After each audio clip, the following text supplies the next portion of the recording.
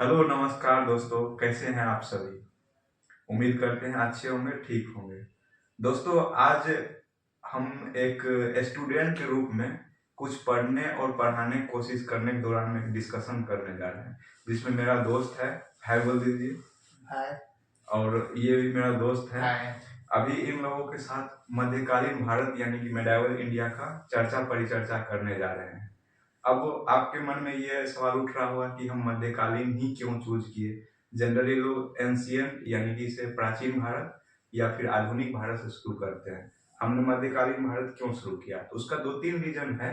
एक तो है कि हम जितने भी यहाँ अभी बैठ के डिस्कस करने वाले हैं वो एक बार हिस्ट्री को अच्छे से लर्न कर चुके हैं, पढ़ चुके हैं। और दूसरा ये कारण है कि जितना भी अभी एग्जाम हो रहा है या SSC, railway, banking, PCS, UPSC तक में अब जो है जो मध्यकालीन भारत का इतिहास है उससे क्वेश्चन का वेटेज बढ़ रहा है। पहले था कि मॉडर्न से क्वेश्चन का वेटेज बहुत ज्यादा था, है ना। पहले मॉडर्न से क्वेश्चन का वेटेज बहुत ज्यादा था। अब मॉडर्न से क्वेश्चन का वेटेज कम हो रहा है और मध्यकालीन भारत से क्वेश्चन का वेटेज ज्यादा हो रहा है। दूसरा कारण ये है। और तीसरा कारण ये है कि मध्यकालीन भारत का इतिहास आप जब देखेंगे तो ये इतना उलझा हुआ है, इतना सारा कहानी एक साथ चल रहा है कि हमारा दिमाग हमेशा इसे छोड़ करके आगे बढ़ने की कोशिश करते रहता है। तो आज इस चर्चा परिचर्चा के दौरान हम मध्यकालीन भारत को एक इंटरेस्टिंग तरीके से ऐसा मतलब पढ़ने की कोशिश करेंगे या जानने की कोशिश करेंगे कि ये सारे कहानी के एक्टर या डायरेक्टर या हीरो हम ही हैं और हमारे आसपास ये कहानी हो रहा है। आप यकीन कीजिएगा, पूरा जब ये वीडियो देख लीजिएगा तो आपको लगेगा कि हमने मध्यकालीन भारत को पढ़ा नहीं है बल्कि समझा है, और वो कहानी को हमने एक फिल्म के माध्यम से आंखों से देखा है। ऐसा कोशिश मेरा रहेगा। जब आप इस वीडियो को अंत तक देख लेंगे तो ऐसा महसूस करेंगे। तो हम आज जो ये शुरुआत करने वाले हैं उसका मतलब कि से कारण ये था कि दोस्त लोगों ने कहा कि से, और चूंकि मैं ही क्यों बोल रहा हूँ तो इसलिए बोल रहा हूँ कि ये लोग भी पढ़े हुए, ये लोग भी जानते हैं, लेकिन इनका कहना था कि से आपको शायद इस मैटर में थोड़ा ज्यादा जानते हैं तो कुछ अच्छे से बता दीजिए। तो चलिए शुरू करते हैं बिना इधर उधर की बात किए हुए। तो ये है मेरे दोस्त और ये है मेरे दोस्त। एक बार आप लोग अच्छे से इधर से आके हाय हेलो कर लीजिए और फिर शुरू करते हैं अपना छोटा इंट्रोडक्शन देके। ये है अखिलेश कुमार। मेरा नाम शशि कुमार है। मैं इनका दोस्त हूँ। और सब हम सभी यूपीएससी की तैयारी करने वाले हैं। और आज का दिन सैटरडे है, 1 तारीख है। हम लोग महीने में 2-3 दिन ऐसा रखते हैं जिसको ब्रेक कहते हैं, लेकिन उस ब्रेक के दौरान भी कुछ पढ़ लिख लेते हैं ताकि उससे कुछ हमें लाभ हो जाए। तो चलिए शुरू करते हैं। तो दोस्तों, हो सकता है कि मेरा आई कांटेक्ट इन लोगों के साथ हो तो आप महसूस कीजिएगा कि आपके साथ ही आई कांटेक्ट हो रहा है, ताकि ये है सामने में तो बोलने में अच्छा ज्यादा रहेगा, इनके साथ आई कांटेक्ट बना के बोला जाए। तो चलिए शुरू करते हैं। तो देखिए, हम लोग जब मध्यकालीन भारत पढ़ते हैं तो मध्यकालीन भारत में जो सबसे पहला घटना होता है कि से इसका शुरुआत किस चैप्टर से होगा। तो शुरुआत का जो चैप्टर है वो है हर्षवर्धन का मृत्यु। हर्षवर्धन की मृत्यु एक मतलब कि कह सकते हैं कि एंशियंट भारत का अंतिम पड़ाव है और मध्यकालीन भारत का आरंभिक पड़ाव है। अब हर्षवर्धन का जो मृत्यु, हर्षवर्धन जो है अपना राजधानी थानेसर से कन्नौज लाया था। कन्नौज लाने का मेन कारण था कि उत्तर भारत पे पूरा अधिकार जमाया जा सके, अपने क्षेत्र का विस्तार किया, और दूसरा कि से दक्षिण भारत पे अपना नजर को बनाए रख सके और वहां पर भी अपने शासन को बहुत अच्छे से संचालित कर सके। हर्षवर्धन इसमें कामयाबी साबित कर दिए थे। लेकिन होता है कि जब आप चरम पे होते हैं, रात को अखिलेश को भी बता रहे थे, जब हम क्लाइमेक्स पे होते हैं तो कई बार हम अपनी कमजोरी को भूल जाते हैं। हर्षवर्धन के साथ भी यही हुआ, वो अपनी कमजोरी को भूल गया। और इसको ललकारा किसने? इसको ललकारा चालुक्य के राजा चालुक्य जो राजा था पुलकेशन द्वितीय ने ललकारा कि अगर हिम्मत है तो नर्मदा पार करके आओ और हमसे युद्ध करो। तो देखिए, अब क्वेश्चन क्या पूछा जाता है, हर्षवर्धन को पराजित किसने किया? पुलकेशन द्वितीय ने। कहाँ पराजित किया? तो नर्मदा किनारे। यहाँ 2 क्वेश्चन। और हर्षवर्धन ने राजधानी कहाँ से स्थानांतरित किया? कन्नौज, थानेसर से कन्नौज। यहाँ 4-5 फैक्ट हो गए। अब हर्षवर्धन जब अपना मतलब कि जितना था उसका सैनिक, उस सबको नर्मदा पार कर, उतना उस समय में आधुनिक काल थोड़ी था कि इतना बोट है, जेट है, ले जाकर नदी पैर पार कर रहे, ऐसे ही घोड़ा को उसमें डाल दिया, हाथी को डाल दिया पार।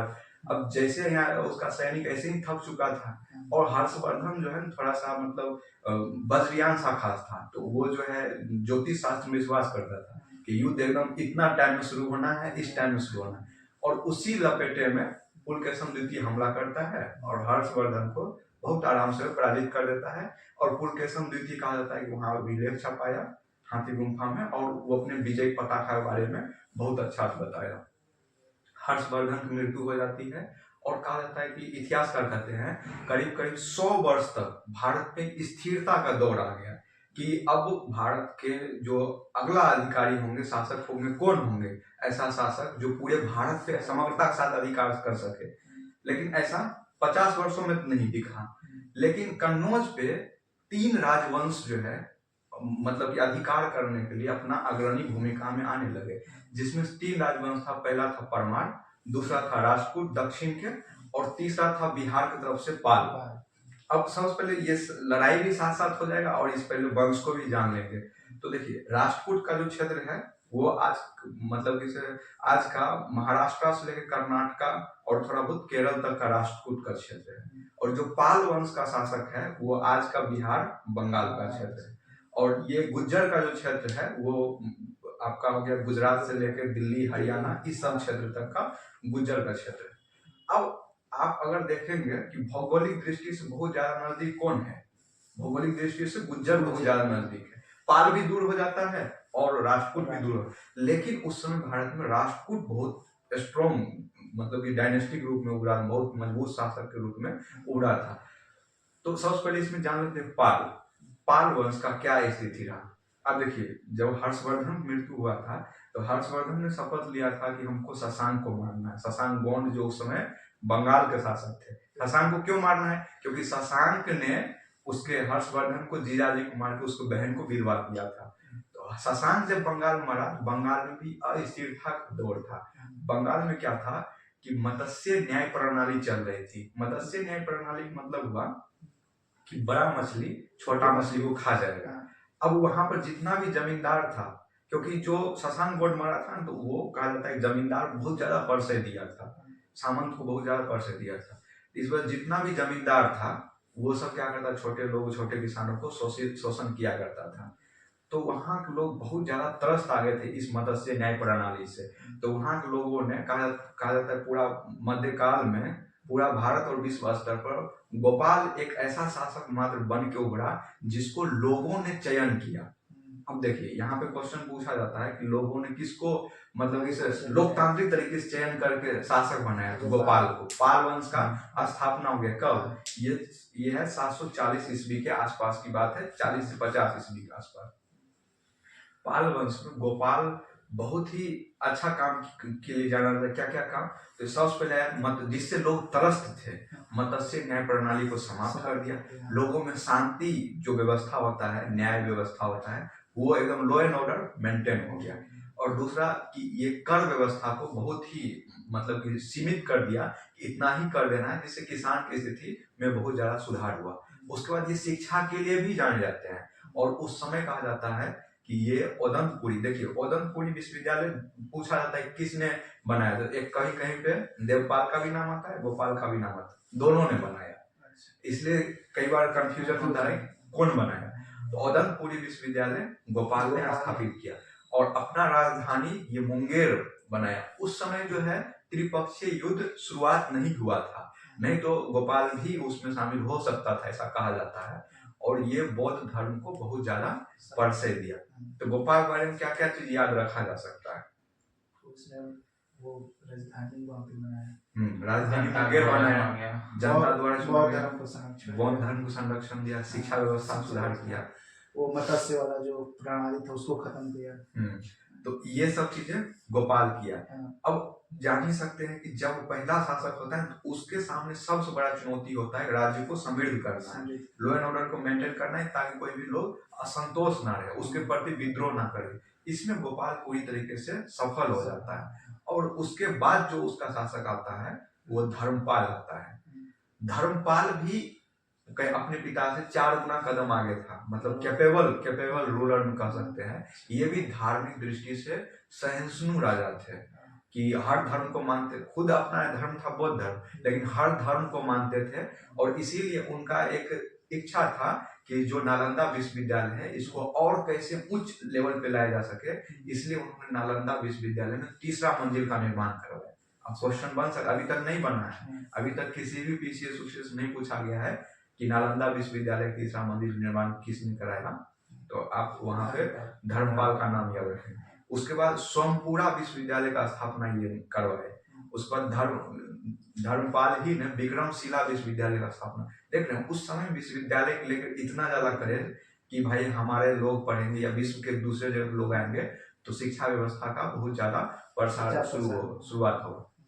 अब इस समय एक क्वेश्चन जो पूछा गया है उसको हम थोड़ा लिंक कर बता रहे हैं। इस समय एक गुजरात का व्यापारी आता है बिहार, और बिहार में जैसे गुजरात से बिहार आया, उत्तर प्रदेश या दिल्ली उसके साथ छीना छोड़ी हुआ, यानी कि किसी ने उसके सामान को छीन लिया, डकैती जिसको कहते हैं। लेकिन जैसे ही बिहार में वो एंट्री करता है, इतना शांति माहौल देखता है, वो आश्चर्यचकित हो जाता है भाई यहाँ शासक कौन है, सब लोग में प्रेम है, एक दूसरे से मतलब कि अच्छे से बात कर रहे हैं, यहाँ सुरक्षा इतना है, कोई किसी सामान नहीं ले रहा है। तो जैसे आए तो ये दरवाजे में अपना मतलब कि ये लगाया, अर्जी लगाया कि हम उनसे राजा से मिलना चाहते हैं। धर्मपाल लगाया, कहा कि आप तो उत्तरापथ के स्वामी हैं। कहा यह क्या मतलब हुआ? ये मतलब ये हुआ कि उत्तर के स्वामी हैं आप। तो ऐसा क्यों बोल रहे हैं? ऐसा इसलिए बोल रहे हैं कि हम सब जगह से भ्रमण कर रहे हैं, ऐसा शासन व्यवस्था हमने कहीं नहीं देखा। तो कहा जाता है कि शेड्यूल नाम का कवि था, वो कवि भी था और व्यापारी भी था, तो उसको मतलब उत्तरापथ का स्वामी कहा। और ये उत्तरापथ का स्वामी तो एक अलग बात है, ये बौद्ध धर्म को संरक्षण बहुत लेवल पर दिए, और इसी समय में कला संरक्षण भी बहुत उच्च लेवल पर चला गया, जिसके लिए इनको परम सौगात का जो संज्ञा है वो धर्मपाल को दिया जाता है। अब देखिए इतना सारा चीज सब कुछ ठीक ठाक चल रहा है। अब होता है कि हम जनता जब समझ आता है कि हमारा, जैसे मान चलिए मोदी जी है, अब देश पे कोई आपदा आता है, लोग समझ रहे हैं हमारा जो रूलर है कैपेबल है, सक्षम है हर दृष्टि से, पाकिस्तान कोई कुछ करेगा कहेगा नहीं, हमको भले कुछ हो लेकिन लड़िए, खून का बदला खून होना चाहिए। तो यहाँ पे लोग इसको, उसका या धर्मपाल को, इसका जितना भी लोग था सब आग्रह किया कि जब दूसरा लोग त्रिपक्षीय युद्ध में भाग ले रहा है, आप क्यों नहीं ले रहे हैं? कहा कि अरे देखिए हमारे राज्य में शांति व्यवस्था बना हुई है, बड़ी बात नहीं, शांति व्यवस्था त्रिपक्षीय युद्ध में भाग लीजिए।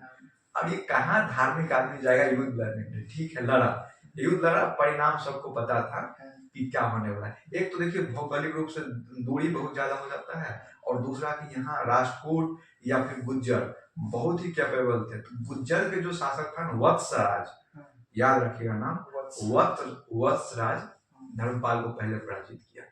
उसके बाद दूसरा में ध्रुव का, मतलब कि जो राजपूत का शासक था ध्रुव, वो भी बहुत ज्यादा कैपेबल था, ध्रुव भी इसको पराजित किया, और ध्रुव अंतिम रूप से वत्सराज को भी पराजित कर दिया।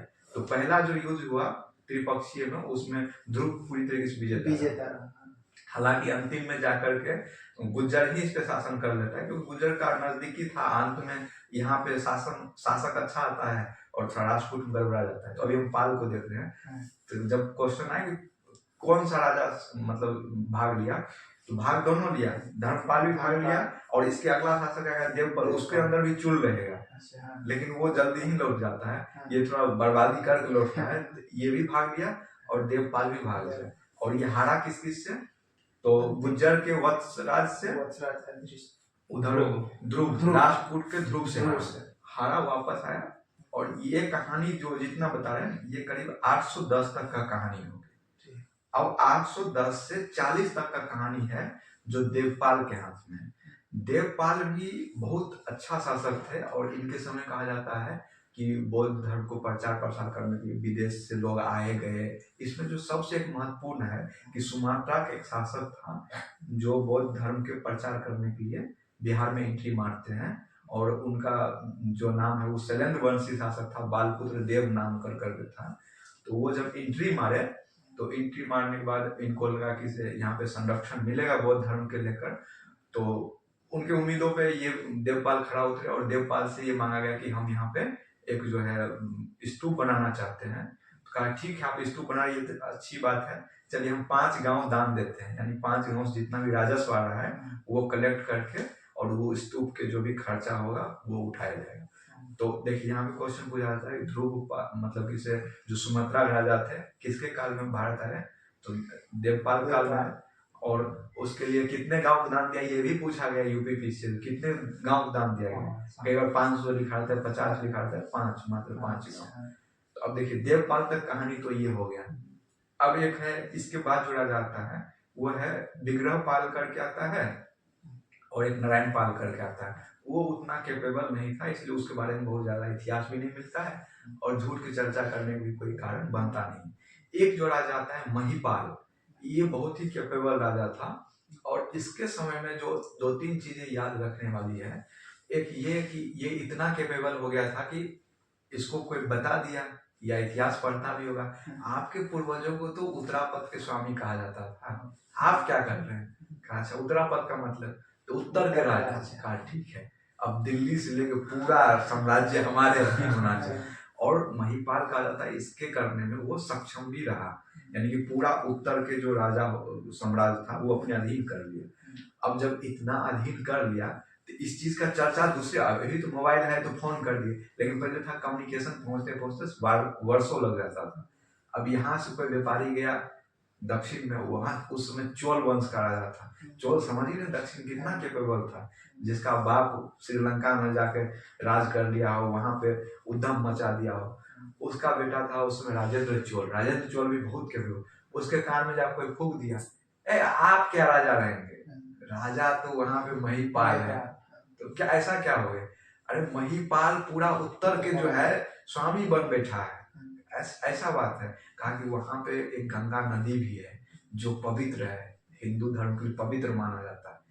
कहा कि चलो गंगा के मुख को मोड़ करके उसको चोल साम्राज्य तक लाया जाएगा। कहा कि जो सम्राट ये असंभव है। कहा असंभव कैसे है, हमारा इतना सारा सेवक है, क्या करेगा बैठे बैठे, सबको लाओ यहाँ पे और यहाँ पे गंगा जी को घींच के लाओ, ताकि पवित्र नदी हमारे राज्य में बहना चाहिए, प्रवाहित होना चाहिए। तो ये जिद पूरा नहीं हो सका, लेकिन ये गया पूरा। कहा जाता है कि जब नदी पार किया तो महिपाल उतना उस समय तैयार नहीं था युद्ध के लिए। अब किसी पे अचानक से आक्रमण हो जाएगा बिना बताए तो कैसे तैयार है? महिपाल पराजित हो जाता है और राजेंद्र चोल वहां से कहा है गंगा नदी में कम से कम 2-4 घड़ा में पानी ही गंगा जी के लिए भर चलो।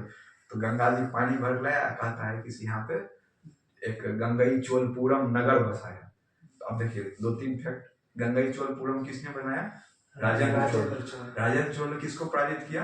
महिपाल। अब देखिए ये सब पूरा हो गया।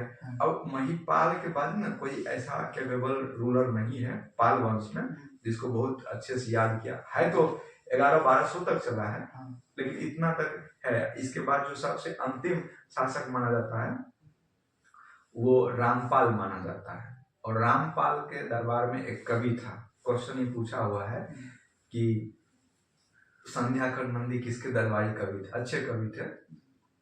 संध्याकर नंदी जो है रामपाल चरित्र लिखा था। यूपीपीसी में पूछा हुआ है सीधा, रामपाल में रामचरित्र किसके द्वारा लिखा गया?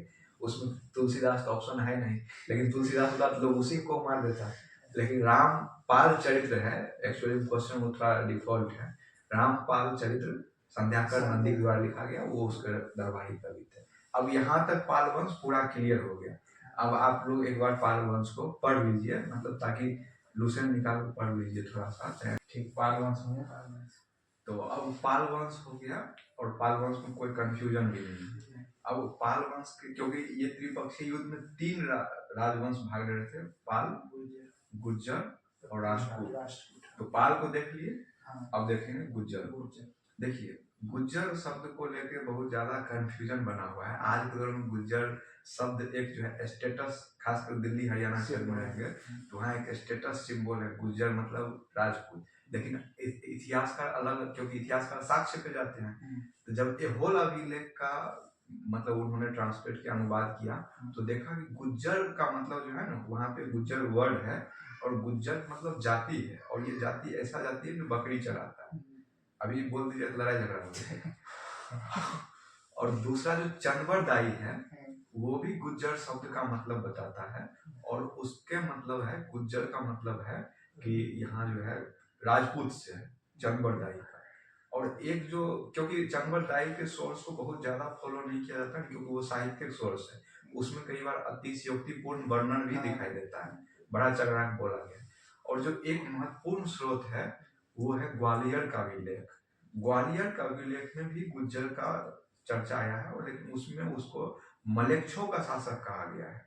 और इस सब ओवरऑल को जब इतिहासकार कलेक्ट करता है तो ये देखता है कि हरिवंश नाम का कोई व्यक्ति था जो गुज्जर वंश के संस्थापक माने जाते हैं, लेकिन इस वंश के जो वास्तविक संस्थापक थे वो नागभट्ट थे, और नागभट्ट काफी कैपेबल रूलर थे। उसके समय त्रिपक्षीय युद्ध नहीं हुआ था, लेकिन ये अपने साम्राज्य के विस्तारीकरण, मजबूतीकरण और प्रशासनिक क्षेत्र पे बहुत ज्यादा ध्यान दिया, इसलिए इसको वास्तविक शासक के रूप में देखा जाता है। इसके जो दूसरे मतलब संस्थापक थे वो वत्सराज, तभी वत्सराज का चर्चा किया था। वत्सराज बहुत ही कैपेबल रूलर थे, और ये त्रिपक्षीय युद्ध में भाग लिए थे, और भाग लेने के बाद किसको हराए थे? गोपाल धर्मपाल को हराए थे, धर्मपाल को हराए थे। लेकिन ये पराजित किससे हो गए? ये ध्रुव से पराजित हुए थे। ध्रुव कहाँ थे? राजपूत। ये सब साथ साथ ही याद करते जाना है। तो वत्सराज क्या थे? कैपेबल थे, तभी तो वहां पे भाग लिए। लेकिन इसके बाद कहा जाता है कि इसे मतलब कुछ हद तक जो स्थिति है ना राजपूत के पास चला गया, और राजपूत कई बार गुज्जर को उपहास करता है, दुश्मन को अगर कमजोर करना है तो उसका उपहास उड़ाना शुरू कीजिए। वो चीज को राजपूत बहुत अच्छे से फॉलो किया। कहा जाता है राजपूत एक यज्ञ किया, दंती दुर्ग के बाद जो वहां राजा था वो यज्ञ किया, और यज्ञ करने के दौरान वहां जो मंदिर बना था, मंदिर पे जो शासक था उसका मूर्ति बना के लगाया, और वो मूर्ति के रूप में जो मतलब गुज्जर प्रतिहार था, गुज्जर के शासक को द्वारपाल बनाया गया, मतलब इंसल्ट। अब देखते अब इस इंसल्ट से लड़ाई होगा, तो वत्सराज का मृत्यु हो गया। नागभट्ट को जैसे ही पता चला कि से वहां का शासक कमजोर है, राजपूतों को पता चला, तो नागभट्ट को आकर के पटखनी दिया, और नागभट्ट को फिर से त्रिपक्षीय युद्ध में पराजित कर दिया। और एक तरह से बोल सकते हैं कि पूरी तरीके से जो सत्ता है ना वो राजपूत के हाथ में चला गया, त्रिपक्षीय का। अब यहाँ पर जो एक सबसे इंपॉर्टेंट शासक आता है, मिहिर भोज का नाम सुने होंगे। मिहिर भोज इतना इंपॉर्टेंट, ये महाराजा धीराज, परम भट्टारक, परम परमेश्वर का उपाधि, इतना भारी भरकम उपाधि। अब इतना भारी भरकम उपाधि धारण करने मतलब इसमें कोई तो कारण रहा होगा। ये जो राजपूत का शासक था ना कृष्ण द्वितीय, उसको घर जाके पराजित किया कि तुम्हारा इतना हिम्मत कैसे हो गया, हमारे बाबूजी को तू यहाँ पे द्वारपाल बना दिया है, ऐसा नहीं चलेगा। तो महिर भोज पराजित किया। देखिए इसको हम धीरे धीरे बता रहे कि क्योंकि इसमें इतना ही सब फैक्ट जानकारी रखनी भी जरूरी है, बहुत ज्यादा उधर उधर जाने की जरूरत नहीं। एक जो आया इसके बाद जो शासक आया महेंद्र पाल था। अब देखिए इसमें भी पाल लगना शुरू गया, इसका मतलब पाल वंश का नहीं था, ये गुज्जर का ही है। महेंद्र पाल यहाँ पे इसका नाम है। महेंद्र पाल के दौरान में जो सबसे चीज विकास हुआ, ये लड़ाई झगड़ा में कम भाग लेता था, सबसे जो चीज विकास हुआ साहित्यिक विकास हुआ। यूपीएससी पूछा हुआ है कि कर्पूर मंजरी को किसने लिखा है, तो राइटर है राजशेखर। राजशेखर इसी दरबारी कवि था। आप सोच सकते हैं कितना बड़ा मतलब ये कवि था। इसके द्वारा 7-8 साहित्य लिखा गया जिसका अनुवाद आज के दौर में भी लोग करके पढ़ते आश्चर्यचकित हो। कर्पूर मंजरी, काव्य मीमांसा, बाल रामायण, बाल भारत, और मतलब 7 ग्रंथ है इसका, 4 हमें याद है, 3 देख लीजिएगा। तो ये 4 ग्रंथ तो याद ही रहना। यूपीएससी पूछा है काव्य मीमांसा किसने लिखा है, राजशेखर। अब ये भी पूछ सकता है कि राजशेखर किसके दरबारी कवि थे, क्योंकि जब टच किया है तो उससे आगे की चीज है, तो महेंद्र पाल याद रखना है। और महेंद्र पाल ना दे तो गुज्जर दे सकता है कि गुज्जर दरबारी, क्योंकि उसका चकमा देना तो उसका काम है। तो महेंद्र पाल यहाँ का इम्पोर्टेंट रूलर हुआ है। और महेंद्र पाल के बाद जो है ना गुज्जर प्रतिहार थोड़ा डाउनफॉल की स्थिति में आता है। लेकिन यहाँ पे एक जो इम्पोर्टेंट शासक था महिपाल, आज जो दिल्ली में महिपालपुर देख रहे हैं, महिपालपुर उसी के नाम से है। वो उसको किस लिए जाना जाता है? उसको इसलिए जाना जाता है कि दिल्ली में जो तोमर उमर था ना, वो सबको खदेड़ भगाया था। दिल्ली का एक राजधानी के रूप में स्थापित करने का जो आप श्रेय कह सकते हैं वो तोमर वंश को ही है। ये भी क्वेश्चन पूछा गया है कि दिल्ली को स्थापित किसने किया है, तो तोमर ने किया। तोमर उमर को खदेड़ दिया पूरा, और अपने राज्य कहा जाता है उस समय दिल्ली जो है थोड़ा सुखाड़ से ग्रसित रहता था।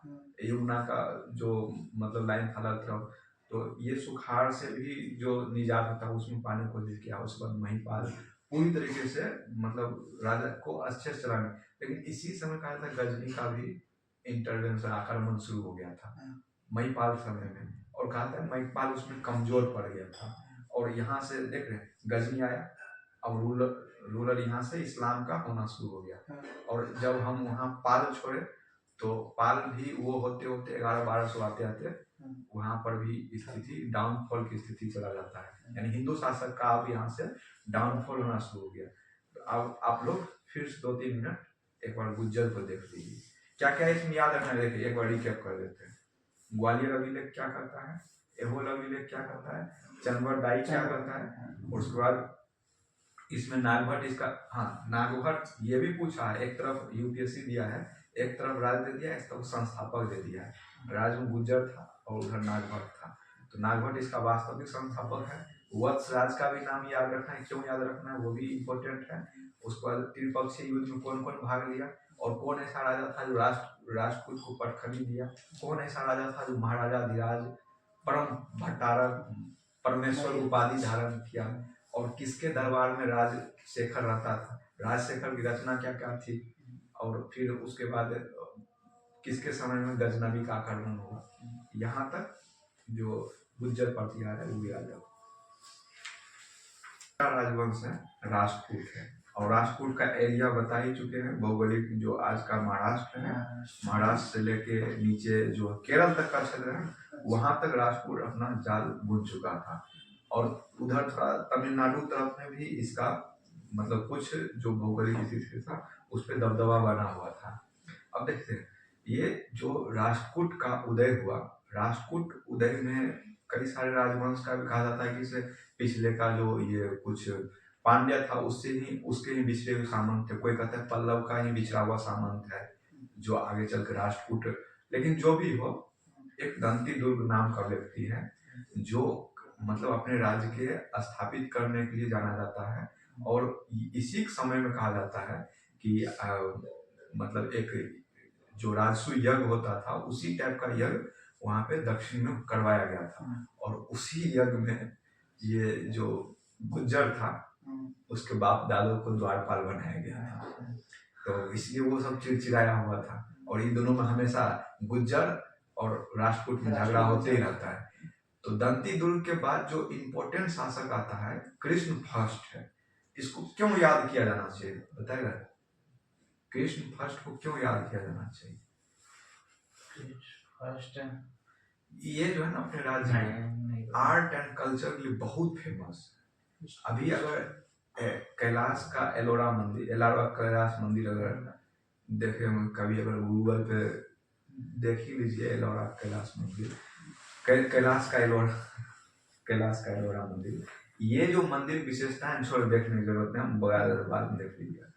इस मंदिर की विशेषता ये है कि काफी लंबे टाइम में बना, और जैसे अपने लोग घर बनाते हैं तो नीचे से ऊपर की ओर जाते हैं, और ये पहाड़ को ऊपर से काटते हुए नीचे तक बनाया गया मंदिर, यानी ऐसा फॉर्मेट बनाया गया है कि ऊपर से मंदिर बनते हुए नीचे आए। और ऐसा ऐसा कई सारा कलाकृति है जो कृष्ण फर्स्ट के समय में विकसित हुआ, और कहा जाता है कि ये जो काल था ना, ये आज के दौर में इसलिए याद किया जाता है क्योंकि विश्व का भारत में जो विश्व हेरिटेज सूची है उसमें शामिल किया गया कई सारा जो चीजें है वो कृष्ण फर्स्ट के ही समय का उसमें यूनेस्को में शामिल किया गया विरासत सूची में। और इसके बाद जो एक शासक आता है ध्रुव, ध्रुव का नाम तो याद ही होगा, इसलिए याद होगा कि ये वत्सराज को भी पराजित किया था, धर्मपाल को भी पराजित किया, और जाकर दिल्ली के आसपास में, दिल्ली नहीं मध्य प्रदेश के आसपास कन्नौज में अपना सत्ता गाड़ दिया कि अब तो हम ही स्वामी हैं इधर के। तो ध्रुव को इसलिए याद किया जाता है क्योंकि इसके समय में साहित्य संगीत का विकास हुआ, और साहित्य संगीत के साथ साथ अपना क्षेत्र भी विकास हुआ, वो भी क्या क्रमबद्ध तरीके से। ऐसे नहीं है कि हाँ हमारे अंदर क्षमता नहीं है कूद पड़े मैदान में, क्षमता था तब कूदा और जितना युद्ध लड़ा उतना में विजय हासिल किया। ध्रुव को इसलिए भी याद किया जाता है। ध्रुव के बाद जो हम याद करते हैं इस राजपूत वंश में एक जो शासक है गोविंद सेकेंड के नाम से जाना जाता है, और गोविंद सेकेंड के नाम से इसलिए जाना जाता है। यहाँ पर भी हम देख सकते हैं कि कलाकृति जो है, जो अजंता गुफा है, वो इसी समय बना है। गोविंद द्वितीय अजंता गुफा इसी समय में मतलब बना नहीं है, लेकिन इसके समय में कुछ उसमें गुफा है जो विकसित हुआ है गोविंद सेकेंड को। और जो सबसे इम्पोर्टेंट शासक है जिसके बारे में हमेशा क्वेश्चन पूछा जाता है, अमोघ वर्ष। अमोघ वर्ष, अमोघ का अर्थ क्या हुआ? नाम का मतलब हुआ मोह माया से मुक्ति। हो सकता है इसका नाम दूसरा रहा हो, जैन धर्माचार्य ने शायद इसका नाम अमोघ, लेकिन साक्ष्य में अमोघ ही नाम मिलता है। लेकिन इस नाम का मतलब है कि जो मोह माया से मुक्त हो चुका है उसका नाम अमोघ हो सकता है। अमोघ, हर चीजों से मुक्ति। अब ये जो है इसको धार्मिक सहिष्णु कहा जाता है। ये जैन धर्म को अपनाया था। अब जैन धर्म को अपनाया तो जाहिर सी बात है कि जैन धर्म के कुछ जो विद्वान होंगे उसको संरक्षण दिया जाएगा। कन्नड़ भाषा का ये स्वर्णिम काल कहा जाता है क्योंकि ये खुद कवि थे, और ये कवि राजमार्ग नाम से एक मतलब ग्रंथ भी लिखे हैं, और इसके दरबार में एक महावीराचार्य नाम के जैन के स्वामी थे, स्वामी करें उनके आचार्य थे, वो थे। और वो एक मतलब इसे ग्रंथ लिखे, शायद गणित सार नाम था। और ये राज्य में जो जैन धर्म होता है उसका प्रसार के लिए बहुत सारा प्रयास किया, और अंत में कहा जाता है कि इसे जो अमोघ वर्ष था, जब करीब ये लंबे समय तक शासन, करीब 50 साल तक ये शासन, 13 वर्ष में गद्दी पे आसीन हो गया था और 50 वर्ष तक शासन किया अपने राज्य में। जैसे हम अशोक की बात करते हैं, अशोक का जो मगध साम्राज्य था कैसे डाउनफॉल हुआ, उनके बहुत ज्यादा भक्ति भजन हो गया, अहिंसक प्रवृत्ति हो, जैसे इनके पूर्वजों ने तो शासन अपने साम्राज्य को बहुत मजबूत कर दिया था। अमोघ भी बहुत कैपेबल था, लेकिन ये जैन धर्म के आश्रय में आकर के हिंसा करना छोड़ दिया था। अब एक राजा के लिए हिंसा धर्म होता है कहीं कहीं, जब तक आप दूसरे पे वार नहीं करेंगे तो आपकी शक्ति को कौन समझेगा।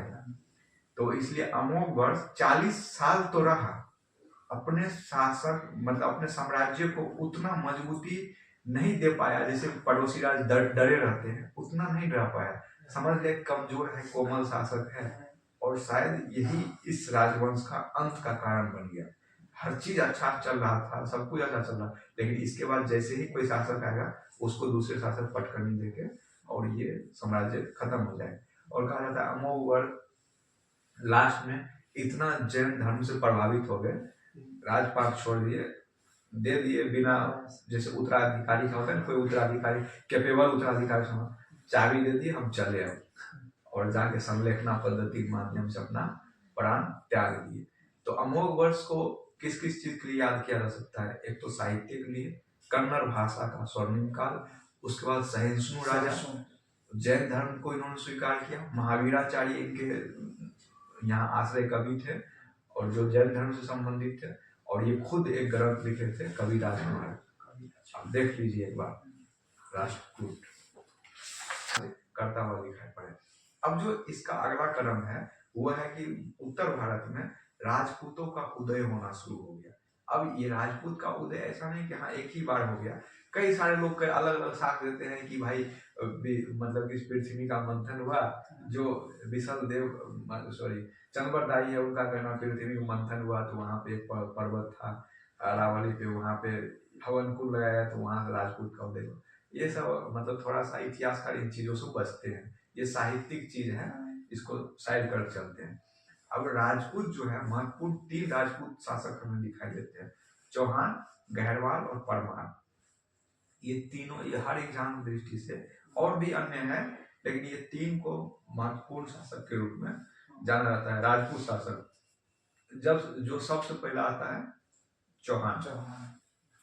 चौहान के उदय के बारे में कई सारे, जैसे किसी बिजोरिया का भी लेख है, उसमें चौहान के बारे में चर्चा परिचर्चा मिलता है कि इसका जो सबसे पहला शासक था, संस्थापक था, वासुदेव था। अब ये वासुदेव कौन वासुदेव था उसके बारे में विशेष जानकारी नहीं मिलता है, लेकिन माना जाता है कि जो चौहान के संस्थापक था वो वासुदेव था। और उसके बाद जो एक महत्वपूर्ण शासक बन के आया वो बिसल देव था। बिसल देव एक जो साहित्य अपने हाथ से लिखा था वो हरिकेल नाम के एक साहित्य ग्रंथ लिखा था। और 2.5 दिन का झोपड़ा पता होगा? 2.5 दिन का झोपड़ा थोड़ा सा भी याद होगा? हाँ, कौन बनाया था 2.5 दिन झोपड़ा? ये अलाउद्दीन खिलजी, ऐबक, कुतुबुद्दीन ऐबक। तो ऐबक जो 2.5 दिन का झोपड़ा बनाया, एक्चुअली में वो 2.5 दिन में बना था, लेकिन वो कहा जाता है जैन का मंदिर था, उसको तोड़ फोड़ के ये लोग अपना उस पर टोकरा चढ़ा दिए तो 2.5 दिन झोपड़ा कर दिया। तो वहां पे कहा जाता है कि दीवार पे एक, मतलब कि दीवार है जो 2.5 दिन झोपड़ा का आकृति, वहां पे एक दीवार है। और जो हरिकेल यानी कि जो बिसल देव के द्वारा लिखा गया ग्रंथ है हरिकेल, उसका कुछ वर्णन सीधा वहां पे लिखा उकेरा गया है। क्वेश्चन पूछा हुआ है कि जो 2.5 दिन के झोपड़ा है उस पे जो कुछ लिखा हुआ है, कुछ चीज, वो कुछ चीज किसके द्वारा लिखा गया था? हरिकेन नहीं, ये उसमें शासक का नाम लिया हुआ है, पृथ्वीराज चौहान के द्वारा या फिर बिसल देव के द्वारा या चंद्रबरदाई के द्वारा। बिसल देव। अब हो सकता है उसका ग्रंथ नाम पूछ ले, तो हरिकेल इसलिए कहीं बुक में नहीं मिलेगा, हम उसको नेट से सर्च किए थे कि लिखा तो बिसल देव कहाँ से लिखा, कहाँ कविता विधा था, तो पता चला कि जो है वहाँ हरिकेल ग्रंथ लिखा था जिसके कुछ कॉपी को उठा करके वहाँ पे उकेर दिया गया। तो ये 2.5 दिन की झोपड़ा पर इनके काल का जो महत्वपूर्ण चीज है, अपने एग्जाम के व्यूज वैसे पढ़ने के लिए तो साहित्यिक चीज यहाँ बहुत भरा पड़ा है, लेकिन अपने एग्जाम के दृष्टि से इतना इम्पोर्टेंट है। और जो सबसे महत्वपूर्ण शासक उभर करके आता है, 2-3 चीजें। पहले का जो शासक था, एक अर्नो राज्य बिसल देव का उत्तराधिकारी हुआ था, ये भी याद रखना है। लेकिन उससे पहले एक चीज याद रखना है कि ये लोग अपना राजधानी घोषित किए थे अजमेर को, और अजमेर का पुराना नाम था साकम्भरी। और जो अजमेर का नाम रखा था कल होता है अजय देव नाम का एक वही राजपूत वंश के शासक थे, यानी कि प्रति क्या बोल रहे थे, चौहान वंश के। तो उसने अजमेर नाम रखा, साकम्बरी नाम हटा करके उसका नाम अजमेर रखा। अपने काम का जो सबसे चीज है पृथ्वीराज चौहान, जिसपे रासो भी लिखा गया है। पृथ्वीराज चौहान के बारे में कहा जाता है कि ये केपेबल था, बहुत ज्यादा शक्तिशाली था, क्योंकि ये बहुत कम अल्पायु में ये शासक बना, और शासक बनने के दौरान ये चीजों को बहुत जल्दी समझ लेता था और युद्ध कलापूर्ण था।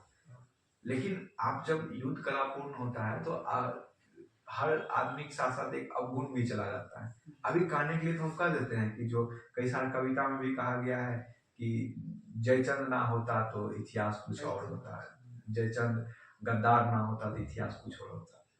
तो अब ये देखिए, जयचंद की बेटी का नाम क्या था? संयोगिता को संयोगिता और जो पृथ्वीराज था, इसके बहन में एक तरह से देखा जाए तो भाई बहन का रिश्ता था। अब कोई भी अभी आज के दौर में आप भाई बहन के साथ शादी ब्याह संबंध रखेंगे, दूर में भी हो, लोग एक्सेप्ट नहीं करेगा। देखिए, हम पक्ष विपक्ष दोनों चर्चा करके बात करना चाहिए। अब जो जयचंद था उसकी बेटी थी, उसको जयचंद भी बहुत कैपेबल था, अभी आगे पढ़ेंगे उसने क्या क्या कारनामा किया है। तो जयचंद को गुस्सा आना स्वाभाविक था, उसके बेटी को भगा ले गया पृथ्वीराज चौहान भगा ले गया। पृथ्वीराज का कहा जाता है कि अंत का एक तो ये कारण है, और दूसरा नियमबद्ध तरीके से चलना, संहिताबद्ध तरीके से अपने जीवन चलाना। अब जैसे वो लोग जब भी बाहरी गौरी आक्रमण जब भी करता था, वो लोग नियम नहीं मारता था, सीधा हमला आक्रमण करता था। युद्ध जीतना उसका एक एम होता था, और यहाँ होता था कि नियमबद्ध तरीके से युद्ध जीतना है। जब पहला आक्रमण हुआ इधर से पृथ्वीराज के दौरान, तो तराइन की युद्ध का बुरी तरीके से गौरी को हरा दिया, और जब बुरी तरीके से गौरी को हरा दिया, कहा जाता है कि इससे दुश्मन का दुश्मन दोस्त होता है। गौरी ने दोस्ती कर लिया, देखिए इसको कहते हैं कूटनीति। गौरी ने दोस्ती कर लिया इससे, जयचंद से, और जयचंद का दांत पहले से पिलपिलाया हुआ था, इसकी बेटी के लिए भाग गया। दोनों एकदम हाथ मिला लिया जोर से। लेकिन एक चीज कहा, जयचंद को कहा कि इसे गौरी कहा कि आप यदि क्योंकि पृथ्वीराज को हराना अब जो है ना प्रतिष्ठा की बात आ गया है, अगर आप हमको साथ देंगे और पृथ्वीराज गुण चीज को बता देंगे और उससे हम युद्ध जीत जाते हैं तो पूरा भारत का सम्राट आपको बना देंगे, क्योंकि हमारा उद्देश्य है यहाँ लूटपाट करना, हम तो यहाँ शासन करने आए नहीं। जयचंद को ये चीज अच्छा लग गया। अब जानते हैं कोई लोभ चीज ही पटका नहीं देता है, यही जयचंद को भी पराजित करता है। तो जयचंद भरपूर साथ दिया, द्वितीय तराइन के युद्ध में भरपूर साथ दिए। कुछ खुफिया जानकारी के माध्यम से पृथ्वीराज को ये जानकारी मिला कि आपके जो श्री श्री ससुर जी हैं उनके साथ दे रहे हैं। तो कहा कि क्या हो गया, हम इतने शक्तिशाली हैं, कौन हमको पराजित कर सकता है? अरे वही है ना जिसको हम पराजित किए हैं अभी कुछ ही दिन पहले। देखिए कभी भी दुश्मन कमजोर नहीं समझना, कमजोर समझने मतलब अपना पराजित को अपने पास बुलाना है। तो पृथ्वीराज उसमें डरा और बहुत प्रतिभा के साथ लड़ा। अब जब रासो पढ़े थे तो उसमें कहा था पृथ्वीराज को बंदी बनाया गया, आंख फोड़ दिया गया और फिर पृथ्वीराज गौरी को मार दिया। गौरी को मार दिया पृथ्वीराज चौहान। लेकिन इतिहासकार ऐसा नहीं मानते, इतिहासकार मानते हैं कि नहीं, पृथ्वीराज चौहान के बाद जो है उसका शासन उसका पुत्र चलाया और पुत्र के सिक्कों पर देखता है कि गौरी का नाम लिखा हुआ है। अब जाहिर सी बात है कि उसके अधीन है तभी तो उसके सिक्के पर नाम है। तो इतिहासकार मानते हैं कि गौरी जो है दूसरे तराइन के युद्ध में बंदी बना करके अफगान ले गया पृथ्वीराज को, और चंद्रदाई को भी दोनों साथ उठा ले गया और उसको वहां पे मार दिया, मतलब उसे पृथ्वीराज को वहां पे मार दिया। और उसके बाद जो शायद गोविंद नाम का शासक था उतना केपेबल नहीं था, यानी कि ये समझ नहीं, ये सब काम जो है 1193-94 के आसपास हो रहा है और 1206 में दिल्ली सल्तनत का स्थापना हो गया। तो गौरी 2-4-5 साल के लिए गोविंद नाम का रहे होंगे, जिसका नाम सिक्का भी चला है। तो इसके बाद ये भी जो राजपूत शासन है दिल्ली में मिल जाता है, जिसका आगे देखेंगे दिल्ली सल्तनत कैसे कैसे क्या हो। तो यहाँ पर पृथ्वीराज का अंत हो गया और पृथ्वीराज के अंत होने के बाद हम ये देख सकते हैं कि जो मुस्लिम आक्रामकता है वो भारत पर अब हावी होता हुआ दिखाई दे रहा है। जो पहला युद्ध हुआ उसमें कौन हारा? गौरी, तराइन का युद्ध। दूसरा युद्ध हुआ तो उसमें पृथ्वीराज, और तीसरा जब युद्ध देखेंगे तो उसमें आप देखेंगे कि जिसने साथ दिया था उसी को उल्टा करके हरा दिया। तो अभी आप देख, गहरवाल संस्थापक का नाम क्या था?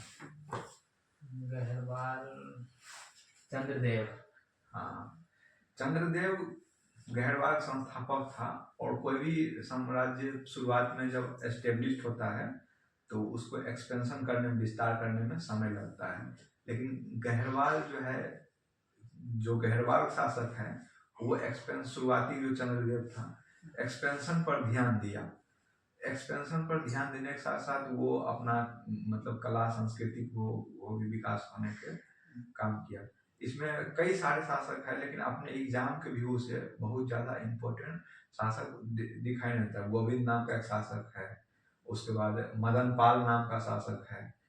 तो इतना अगर फैक्ट बचे तो ठीक है, नहीं तो ये याद रखना है कि इसके गहरवाल का जो संस्थापक था चंद्रदेव था, और इसके जो एक महत्वपूर्ण शासक था जयचंद्र था।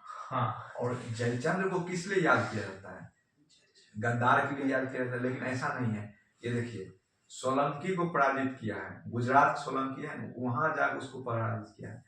जो सेन वंश के शासक था, सामंत सेन, बल्लाल सेन, इस सब को जाकर पराजित किया है। उसके बाद यादवों को पराजित किया है, कुछ जो चंदेल शासक थे उनको पराजित किया है।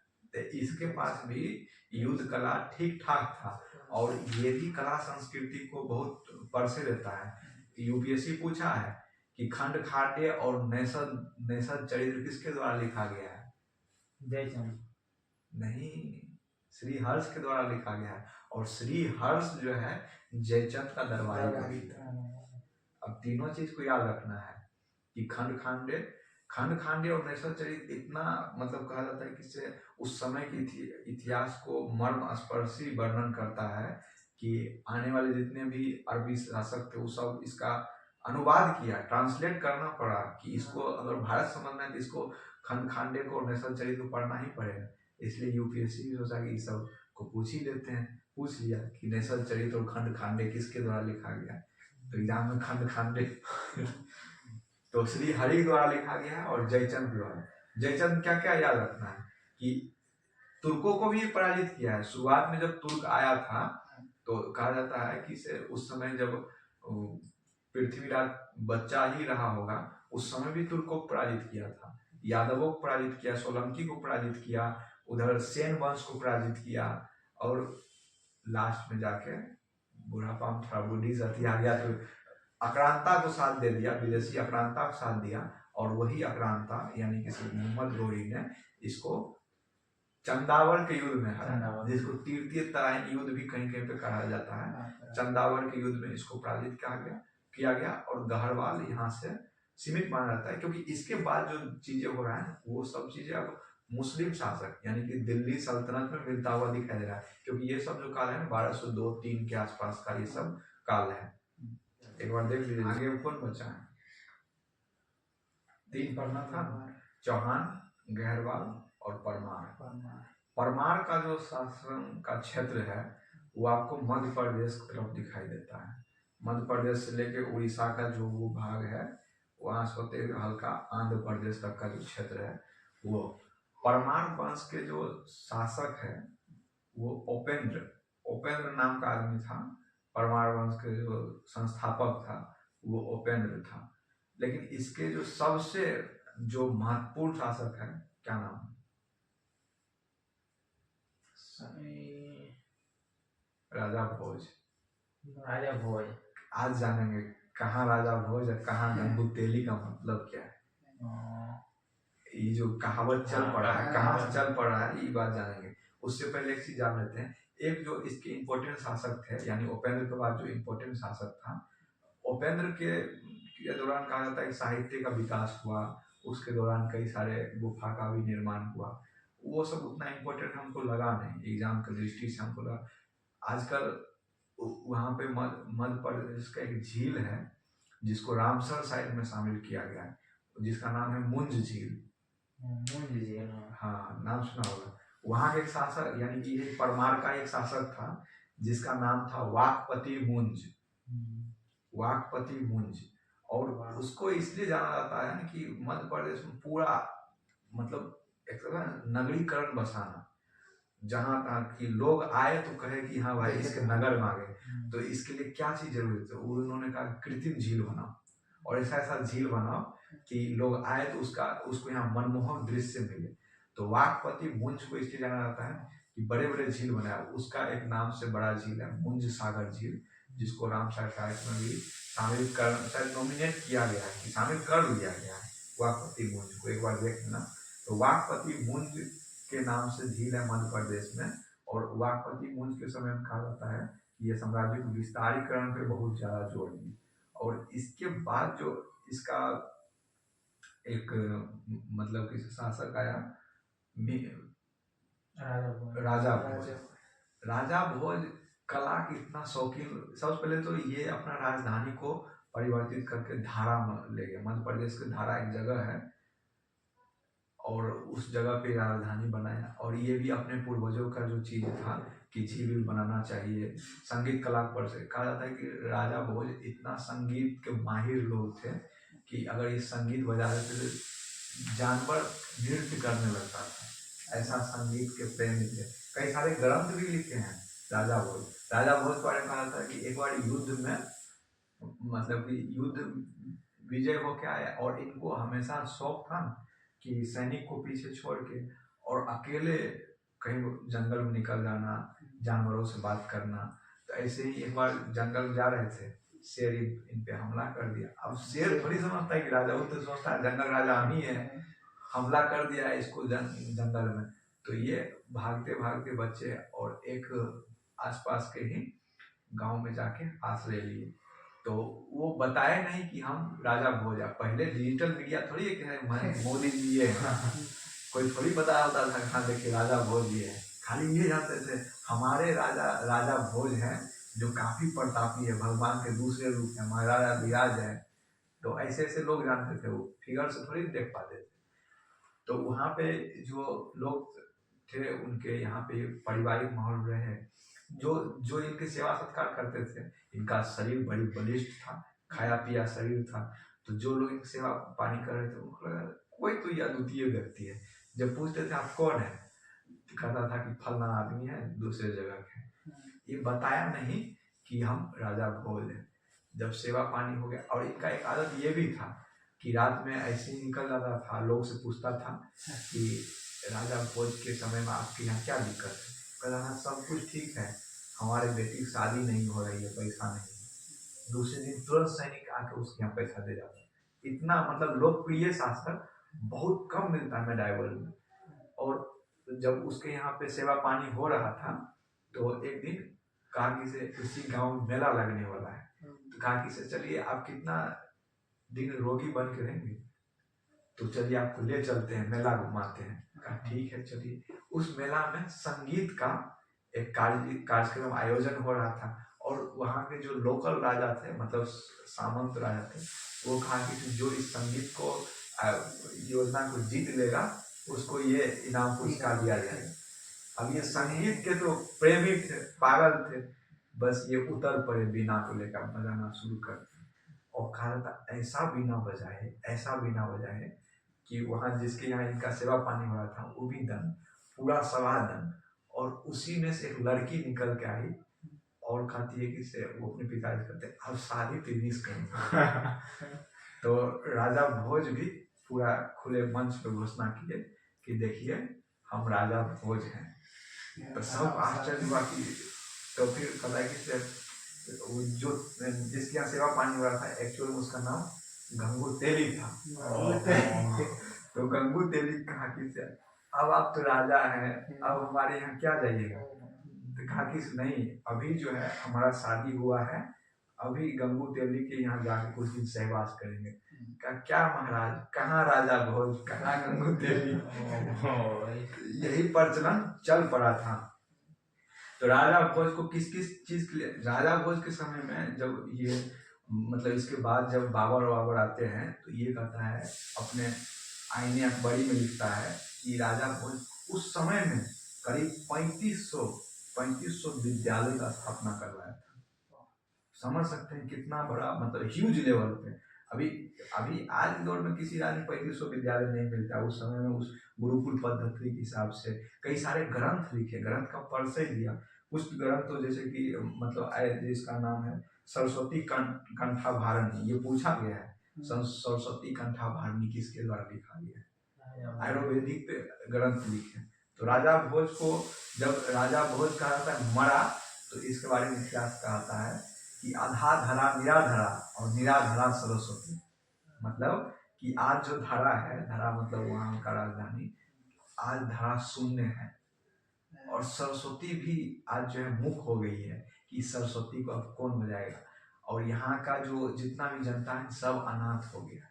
कहा जाता है कि 1-2 साल तक वहाँ जो है मतलब जनता ये चीज को भुला नहीं पा रहा था कि हमारे राजा मर गए हैं। इसके नाम से कई सारे कहानी बने कि कोई लोग आपके किसी घर पर राजा भोज तो नहीं है, कहीं राजा भोज का आत्मा ही इसमें नहीं आ गया। मतलब लोग जो है समस्या से निकल नहीं पा रहा था। तो राजा भोज का ये करतूत है जो आज के दौर में भी महानता से याद किया जाता है। एक बार राजा परम विद्याधर उनसे हारा है। अब एक जो छोटा वंश है जो जिसको चंदेल कहते हैं, चंदेल का संस्थापक कौन है बताओ। हाँ, चंदेल संस्थापक है नन्नू। और चंदेल को इसलिए याद किया जाता है कि जो खजुराहो का मंदिर है वो बनाया है। अब खजुराहो मंदिर का निर्माण जनरली लोग आज के दौर में अपने हिसाब से उसका व्याख्या करते हैं, लेकिन जब इसका हम नेट पे पढ़े तो कई सारे ग्रंथ में कई सारा चीज निकल के आया। लेकिन इसका जो राजा है उसका कहने का मतलब था कि वो फिगर जितना भी वहाँ पे काम वासनारत मूर्ति बनाया गया, मंदिर दीवारों पे उकेरा गया है, उसका राजा कहने का मतलब ये था कि जो भी आदमी भी मंदिर में प्रवेश करे वो अहंकार शून्य होकर, काम वासना से रहित होकर मंदिर में प्रवेश करे। अगर आपके माइंड में ये सब फिगर चल रहा है तो उस सबको बाहर करके फिर मंदिर में प्रवेश करे। देखिए कितना बड़ा मतलब साइकोलॉजिकल थॉट लेकर मंदिर बना है। और आज के दौर में जिसका जैसा विचार उसका वैसा सोच, और इस हिसाब से लोग व्याख्या करते हैं। यहाँ तक कई वो कौन था, वो बच्चन नहीं था हिंदी साहित्य में, जो कहा कि इस विद्यापति का जो साहित्य उसी प्रकार है जिस प्रकार खजुराहो के मंदिर का आध्यात्मिक। नाम नहीं याद है। कोई बच्चन करके है।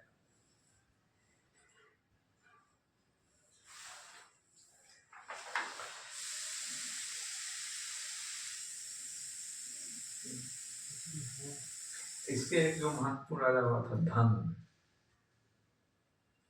अब ये मंदिर इसलिए भी इम्पोर्टेंट है क्योंकि इसमें खजुराहो मंदिर, हाँ ये तो काम वासना वाला ये सब चीज हो ही गया, लेकिन इसमें हिंदू के साथ साथ जैन मंदिर भी स्थापित किया गया, क्योंकि यहाँ राजा हिंदू को भी मानते थे, जैन को भी मानते थे, सबको मानते थे।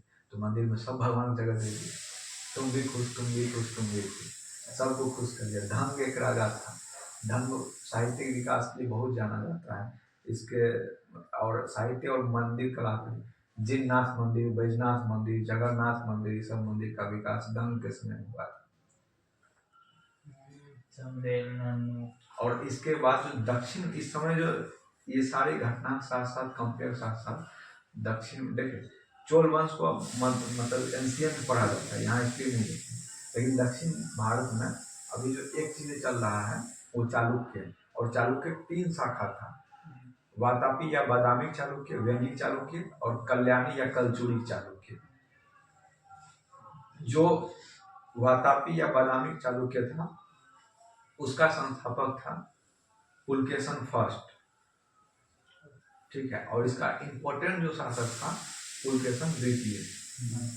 इसके बीच में भी शासक है, लेकिन अपने काम के लिए यही याद है, खाली संस्थापक नाम याद रखें। यूपीएससी में केवल संस्थापक के नाम पूछा जाता है, हाँ। संस्थापक के नाम याद नहीं रहता है। और इसके बाद व्यंगी के चालुक्य जिनका जो क्षेत्र है वो आंध्र प्रदेश की तरफ है, और जो कल्याणी चालुक्य है ये भी अपना राजधानी मानखेत बना है। मानखेत कौन राजा स्थापित किया? राजपूत दंती दुर्ग।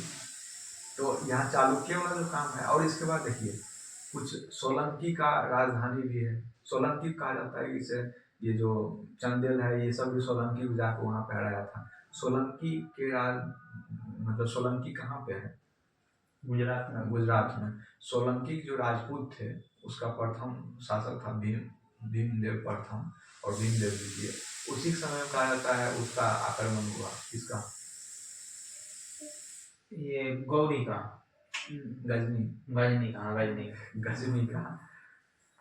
यहाँ पे सोलंकी भी याद रखना है कि भीमदेव प्रथम वहाँ शासक थे, और जब भीमदेव प्रथम शासक थे तो वहाँ जब वो भीमदेव ऐसा मंदिर बनाया था, वो मंदिर इसलिए इम्पोर्टेंट नहीं है कि वो शिव जी का स्थान था, इसलिए इम्पोर्टेंट है कि जो ज्योतिर्लिंग है वो मंदिर था। और ज्योतिर्लिंग का जितना भी मंदिर है सब जगह अलग अलग विशेषता है। 11 ज्योतिर्लिंग है ना, 12 ज्योतिर्लिंग, 12 ज्योतिर्लिंगों का सब ज्योतिर्लिंग का अलग अलग विशेषता। और वहाँ की जो एक विशेषता था कि वहाँ का शिवलिंग इस प्रकार से बना हुआ था कि वो शिवलिंग धरती पे नहीं था, वो शिवलिंग हवा में। देखिए अभी नेट में कभी सर्च करके कि जो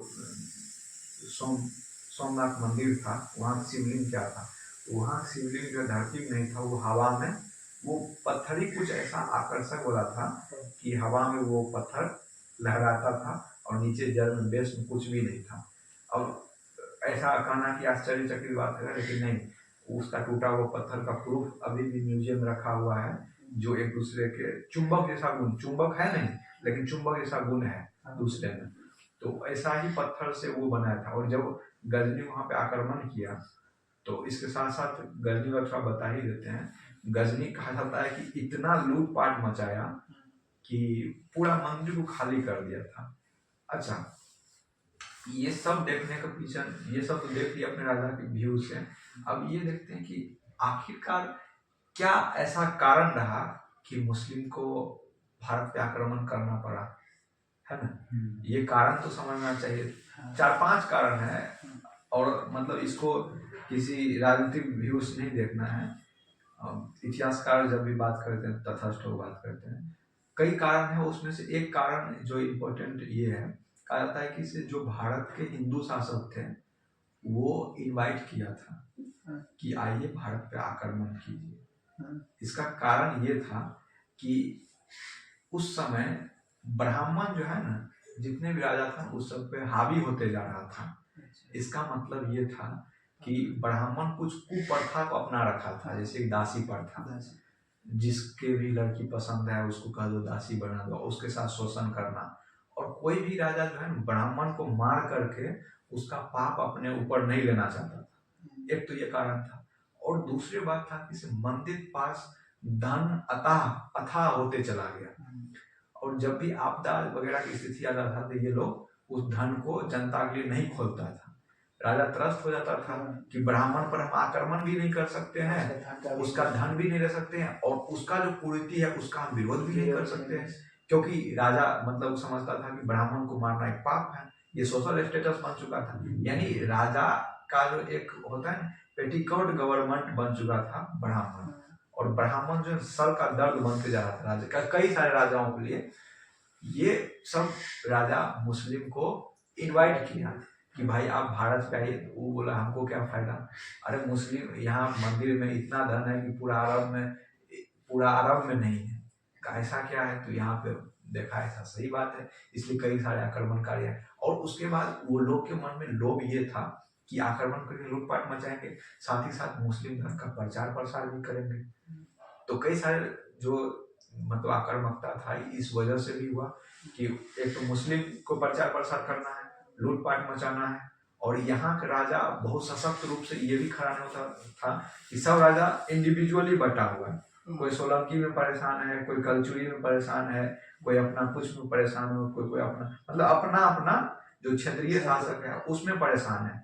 कोई ये नहीं कर रहा है कि हाँ एकजुटता का संयुक्त होकर, अरे गौरी है या गजनबी है, कोई भी है, किसी का भी उसको हम पराजित कर सकते अगर एक साथ है। लेकिन ऐसा प्रयास नहीं होते हुए मध्यकाल में दिखाई देता है।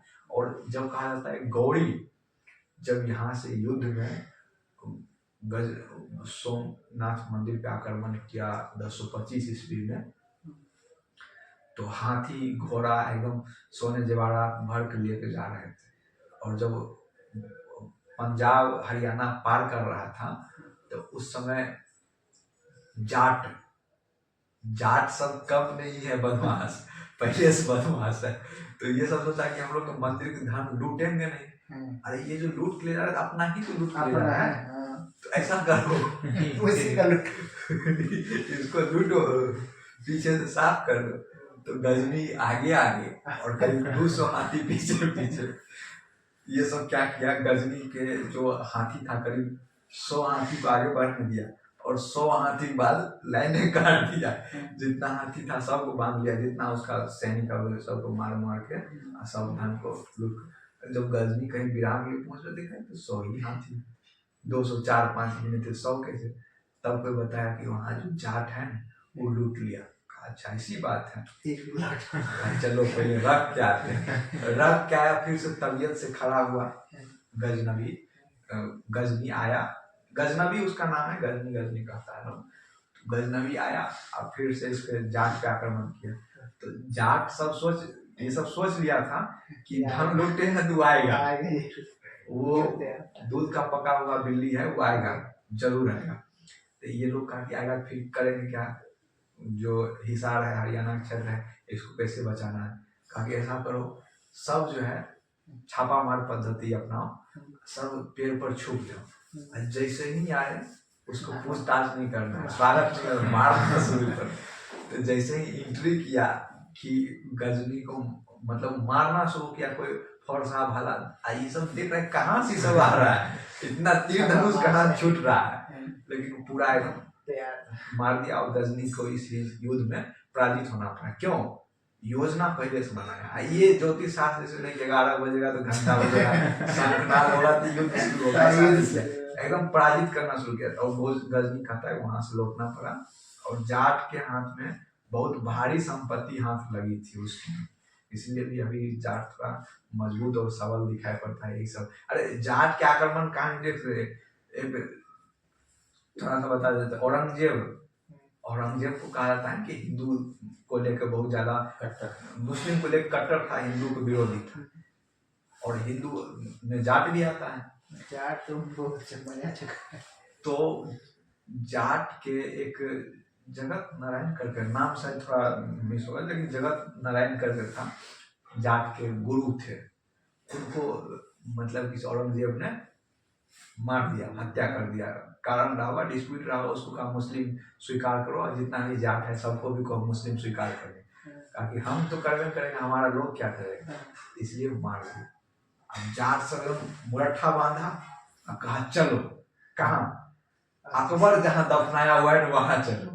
तो अकबर वहां पे दफनाया हुआ था, ये आगरा के जो अथी है, क्या सिकरी है, फतेहपुर सिकरी, वहीं के आसपास में आराम बाग दफनाया गया। तो वही लोग दफनाया जाता है, उखाड़ दिया गया, अस्थि पंजर तो रहता ही है, और उखाड़ कर वो अस्थि पंजर को जलाया गया। और मैसेज भेज दिया गया कि तुम हमारे धर्म गुरु को मारे हो, क्या लौटा सकते हो? लोग तुम्हारे दादा को हम उखाड़ के जला दी। तो ऐसा जाट का जो पहले से ही दबदबा रहा है बना, ये सब पूरा गरम मिजाज के लोग हैं। आपको मतलब कि औरंगजेब को नहीं छोड़ा था, और किसकी बात है। तो यहाँ तक जो मतलब मेडाइवल हिस्ट्री का पूर्व मध्यकाल भाग है वो इंड हो गया। इंड हो गया मतलब किसी, यहाँ अब हम देख रहे हैं मुस्लिम आक्रामकता भारत बढ़ रहा है। थोड़ा इस्लाम के बारे में चर्चा कर लेंगे, और मुस्लिम का जो कौन कौन शासक आया, मुस्लिम का मतलब भारत का आक्रमण किया, उसके बाद दिल्ली सल्तनत और फिर मुगल साम्राज्य। थोड़ा ब्रेक ले लिया जाए, 10 मिनट का ब्रेक ले लिया जाए, वीडियो पॉज कर दीजिए,